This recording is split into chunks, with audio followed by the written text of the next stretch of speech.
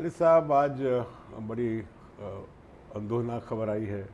जगजीत सिंह जो हैं उनकी वफ़ात हो गई है और वो कैंसर के मर्ज़ में मुब्तला थे और कोई 30-35 साल से वो पूरे बर्र सग़ीर में गज़ल गा रहे थे और फोक गा रहे थे। उनकी बेगम चित्रा भी उनके साथ गाती थी। गज़ल को उन्होंने एक नया अंग दिया और ख़ास तौर पे उन्होंने फोक को भी बहुत एक नई उपज दी और नई एक मंजिल दी। आप क्या कहेंगे इस बारे में? को आपको कोई याद है कि ख़ास जो जगजीत सिंह ने कुछ गाया हो, आपको कुछ उसकी कोई ख़ास गज़ल का कोई मिसरा याद हो? मेरा ख़्याल शायद ही कोई पाकिस्तानी होगा जो मानूस ना हो। एक तो यह है कि उन्होंने उर्दू की खिदमत की। हिंदुस्तान में बहुत से लोग मेरा ख़्याल उसके बाद डिक्शनरी वगैरह देखते थे ताकि कुछ पता चले कि ये क्या कह रहे हैं। मुश्किल गज़लें भी उन्होंने गाई। गालिब को गाया, जो मैं समझता हूँ बहुत बड़ा काम था। पाकिस्तान को शुक्रगुज़ार उनका ज़्यादा होना चाहिए था, उन्हें यहाँ बुलाना चाहिए था ज़्यादा दफ़ा, क्योंकि जो उन्होंने पेश किया वो बिल्कुल एक नया स्टाइल था। और मुझे तो ख़ास तौर पे उन्होंने एक गज़ल गाई थी, मैं ख़याल हूँ किसी और का, मुझे सोचता कोई और है, वो मुझे बहुत पसंद था। हालांकि वो पहले भी गाई गई थी गज़ल, लेकिन उनका मेरे ख्याल है आपके साथ भी कुछ ऐसे ही हुआ ज़िंदगी में, नहीं?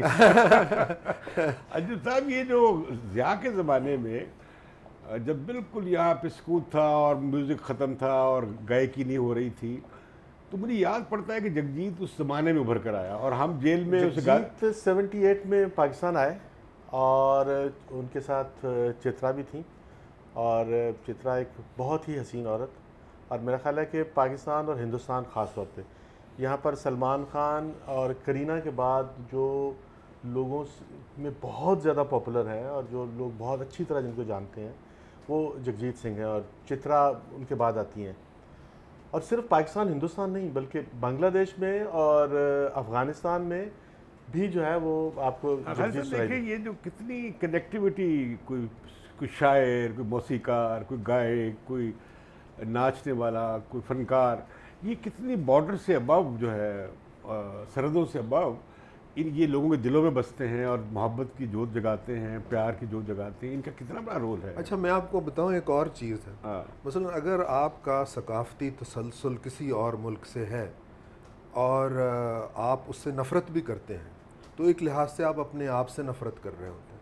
मैं समझता हूँ कि सबसे ज़्यादा ख़तरा जो नफ्सियाती तौर पे हमें है भारत के साथ, हमारी अदावत होने का, वो ये तो सकाफ़ती अलगार, हालांकि ये तो उर्दू की अलगार है। मैं तो हैरान हूँ, मैं तो हैरान हूँ कैसे कहा जाता है। अब ये हिंदी फिल्म भी जो है, हिंदी फिल्म नहीं है, और ये जो गीत हैं बॉलीवुड के, वो भी जो हैं उर्दू के गीत हैं।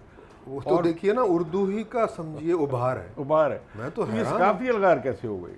मैं तो समझता हूँ कि सकाफ़ती यलगार कहना ही गलत है, क्योंकि एक तो यह है कि यलगार एक ग्लोबलाइजेशन की हो रही है, वो भारत में ज़्यादा पनप रही है, यहाँ कम। लेकिन जब उनकी यलगार आती है तो उसमें मगरब की बहुत सी चीज़ें आती हैं, सारी दुनिया की चीज़ें आती हैं, और हमारा तो समझिए सकाफ़त का एक इकट्ठापन है। ये हिंदी फिल्म ने और इन गायक ने उर्दू को पूरे बरसग़ीर में जिंदा रखा। आप देखें कि आज अगर आप ऑनेस्टली पाकिस्तान में नज़र दौड़ाएं, पाकिस्तान में पूरी दुनिया में नज़र दौड़ाएं, तो उर्दू का जो सबसे बड़ा शायर कहलाता है वो गालिब है, इस पर किसी को शक नहीं है। अच्छा, गालिब को जिस डेप्थ के साथ इसकी आवाज़ के अंदर जो इंटेलेक्चुअल वेट है, उतने वेट के साथ गालिब को किसी ने गाया ही नहीं। मैं चैलेंज के साथ कह रहा हूँ। और वो, अच्छा, अब आप कह रहे हैं यलगार तो होती है बाहर से। अब ये यलगार, ये तो आप, ये यलगार नहीं है, ये तो आपकी अपनी आवाज़ है, और उसके कुछ बहुत अच्छे नमूने हैं। जैसे अब यहाँ पर जो है वो आतिफ एक पाकिस्तानी है और हिंदुस्तान में गाता है तो हिंदुस्तानी नहीं हो जाता, वो एक ही चीज़ है। देखिए कि मुझे याद है, जुत्ती खल दी मरोड़ा नहीं झल दी, ऐस की है जुत्ती खल दी मरोड़ा नहीं, वो गीत गाया, चित्रा ने साथ गाया। मैं समझता हूँ कि जगजीत दिलों में जिंदा रहेगा। अच्छा, जो यलगार को महसूस करना है, उस पीछे नफ्सियात क्या है? मैं समझता हूँ जो किला बंद होता है आदमी, जो बाहर नहीं होता, उसको यलगार महसूस होती है। यानी कि हिंदुस्तान को हमारी यलगार क्यों महसूस नहीं हो रही? ये हम जो किला बंदी हमने की हुई है अपनी नज़रियाती तौर पे, इसलिए हमें ऐसा लगता है कि वो हम पर हमला। मैं कहता हूँ कि अगर ये कल्चरल सकाफती तबादले ज़्यादा होते और इस पे बंदिश ना लगती, इस पर सरहदें खींची जाए, तो बॉलीवुड में पाकिस्तान के राइटर्स, पाकिस्तान के शायर, पाकिस्तान के कहानीकार, पाकिस्तान के फनकार बड़ा रोल प्ले कर सकते थे।